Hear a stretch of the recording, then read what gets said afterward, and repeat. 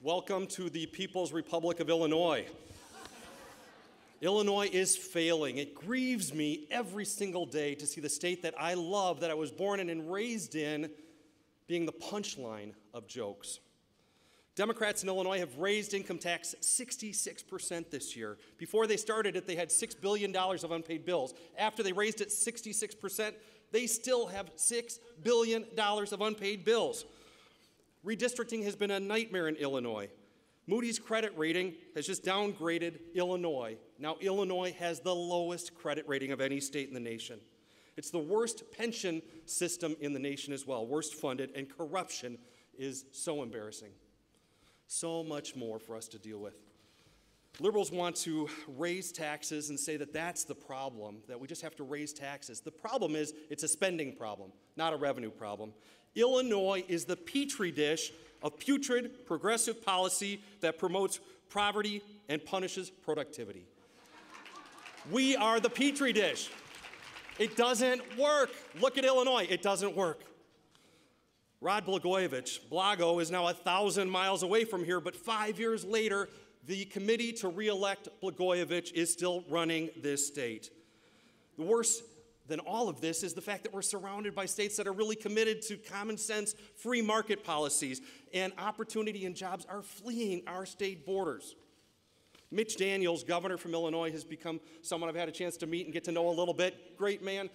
He was out in Washington, D.C. recently, and he said, you know what, being governor in Indiana, being governor next to Illinois is kind of like living next to Homer Simpson. Anything you do looks really good. Scott Walker up in Wisconsin, I am so proud of him. Way to go, Wisconsin. Wisconsin is what gives me hope here in Illinois. But Scott Walker had a $3.6 billion deficit last year. Now they've got a surplus because they're making common sense free market decisions. Worst thing of all is that these same failed policies, this failed petri dish, has now been taken by Barack Obama from Illinois and taken out to Washington, D.C., and is being tried on the nation. And it's failing. It's got to stop. Barack Obama says that just today, he said, the private sector is doing just fine. He has consistently attacked entrepreneurship. It's the lowest business starts in 30 years, 40 months of 8+% unemployment. Regulation is out of control. My biggest shock since I've been out in Washington, D.C. is as you stand on Capitol Hill and look around, it really is a hill. And as far as the eye can see, it is federal government. Bureaucracies, czars, secretaries, all of them unaccountable, all of them doing whatever they want to do. Ronald Reagan, one of my heroes, who was born and raised in the 14th Congressional District in Illinois, had a saying that I really like. He said, you know what, I love space because the farther you get from the earth, the smaller the federal government looks. My hope is we don't have to all fly to space to shrink this federal government, that we can do it right here. I believe we've got a reason for confidence, and that reason for confidence is right in this room. It's people who are passionate like you, people who are passionate like me. The other reason we have confidence, I feel like, is the freshman class that I have the privilege of serving with. That vast majority of them are small business owners who got so fed up, who were compelled to run to fight for our nation. And we all celebrated, and the highest point of our freshman year so far was our very first day, the day we got to vote to fire Nancy Pelosi. Many of us said at the time that 2010 was the most important election of our lifetimes, and it was absolutely the most important election of our lifetimes up until that point. Now, 2012 absolutely is the most important election of our lifetimes, and we're not kidding. We mean it this time. This is it. It's absolutely pivotal. We are in the fight of our lives for the soul of our nation and the future of our kids and our grandkids. We are in the fight of our lives for American exceptionalism. The president believes this is a nation of haves and have-nots. I believe, like Mitch Daniels said, that this is a nation of haves and soon to have. Our founders were committed to the right of life, liberty, and the pursuit of happiness. They didn't believe government should guarantee happiness. They said the pursuit of happiness. That is what's being attacked right now, the pursuit of happiness. We all want happiness and fairness. I love a book, and I recommend it all to you. I just have been reading it. It's a brand new book out. Arthur Brooks with AEI, Road to Freedom it's called. I encourage you to read it. Talks in there and gives just great explanation of core to happiness and freedom. The liberals think they've got a corner on these words. They don't. We do. These are our words. Happiness. The key to happiness is earned success. It's not how much you make, it's the fact that you can do what you want to do to earn success, to provide for your family, and provide a better future for your kids and your grandkids. It's earned success is the way we think versus what the liberals think, which is learned helplessness, and that's the fear.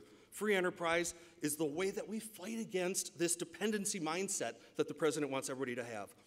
I believe in this because I grew up in small business. My family has a funeral home in Wheaton, Illinois. I grew up upstairs from the funeral home, had a lot of interesting dinner time conversations with the dad as a mortician. We can't talk about that right now before dinner, but great place to grow up. I saw the sacrifices my mom and dad made to be able to serve people. We sold everything we had when I was about 8 or 9 years old to be able to buy that funeral home. It was my dad's dream to do that someday, and we all worked together in that. And it still is in our family. My older brother now runs the family funeral home, but so many memories from that of the sacrifices my mom and dad made for us to have that funeral home, serving people at the most difficult times of their whole lives. I remember one time when I was in junior high getting ready for a junior high dance, and back then you had to wear a sport coat and tie to go to the junior high dance. I didn't know how to do that, so I was trying to get my tie on. It was getting late. Finally, I was like, Dad, I need help. I was searching around the funeral home, found him downstairs. I said, Dad, I got to go. It's almost time. The dance is going to be starting. Help me. He's working on it. I'm like, Dad, come on, hurry, hurry. Finally, he said, forget it. Lay down. So I laid down. True story. 30 seconds, he had that thing looking perfect. Earned success, it's what my family has seen firsthand. The other thing we're committed to is fairness. Liberals think they've got a corner on the idea of fairness. There's two definitions of fairness. One, the liberals think it is fair to equalize rewards, and that inequality is inherently unfair. They want government to guarantee equal outcome. We believe it's fair to match reward to merit. Forced equality of outcome is inherently unfair. Reward hard work, punish corruption and cheating and laziness. The good news out of this, between these two definitions, is the vast majority of the American people agree with us. That's the kind of fairness they want. They want to be rewarded for hard work. They don't want to just be handed something. They don't want laziness and corruption to be rewarded. And it's offensive to them. It's condescending to them with this current administration, where they think if you're not rich, if you're not a multimillionaire, or you don't have an Ivy League degree, you are incapable of making difficult decisions. That is offensive. It's not true. The American people want to hear the situation we're in, how dire this situation is, and that we've got to turn it around right now.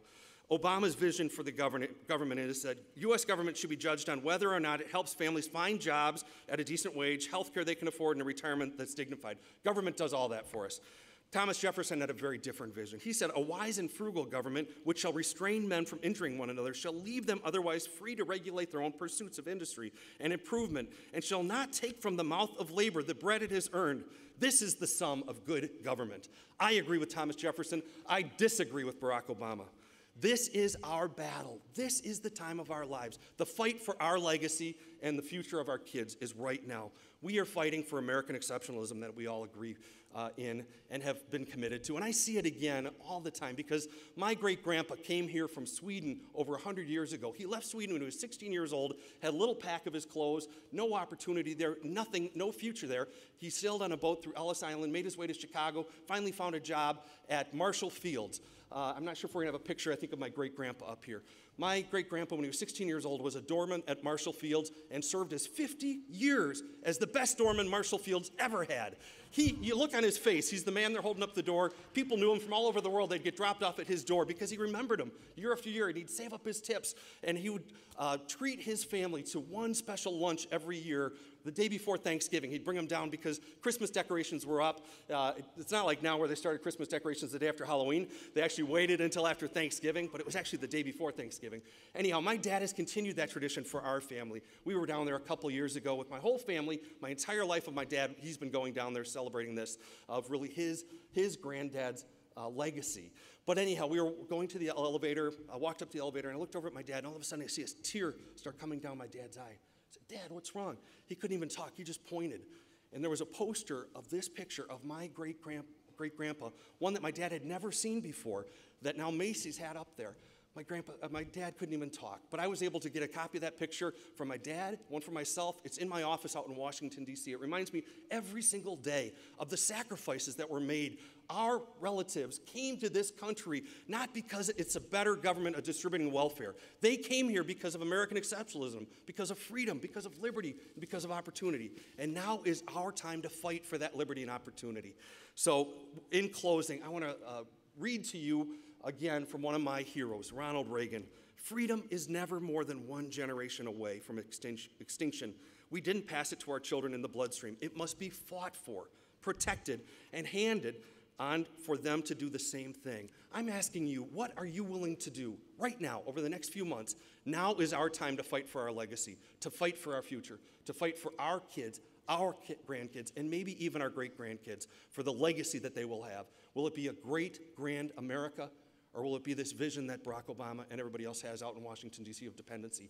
I want it to be that great, grand America. Are you with me? Are you willing to fight like you've never fought before? Let's do it. Let's win back this country. God bless America. Thank you very much.